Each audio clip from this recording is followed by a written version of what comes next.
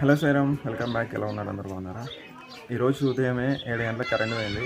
విలేజ్లో కరెంటు అది మన స్తంభాలు ఉంటాయి కదా, పోల్స్ రిపేర్ చేస్తారు, ఎక్స్ట్రా పోల్స్ వేస్తారు. దాని కారణంగా పవర్ కటింగ్ అయితే చేశారు ఈరోజు. సో మార్నింగ్ నుంచి కరెంట్ లేదు. ఈరోజు ఫుడ్ డొనేషన్ స్టాప్ చేస్తున్నాం, రేపు పోస్ట్ పోన్ మళ్ళీ. ఎందుకంటే పవర్ లేకపోతే మన ఇంట్లో పని అవ్వదు. ఇప్పటివరకు స్నానం చేయలే, వాటర్ రాలే. పిల్లలు ఇలా ఉడకకి తట్టుకోలేక బయటకు వస్తే ఇక్కడ గద్దె మీద పడుకున్నారు. సో పక్కింటి వాళ్ళ ఇంటికి వచ్చినాం. వాటర్లో ఫ్రిడ్జ్లో వాటర్ కూడా చల్లలేవు, కుండలు కూడా లేవు. పరిస్థితి బాగా దారుణంగా ఉన్నది ఇప్పుడు పరిస్థితి. సో ఇది అయితే విషయం.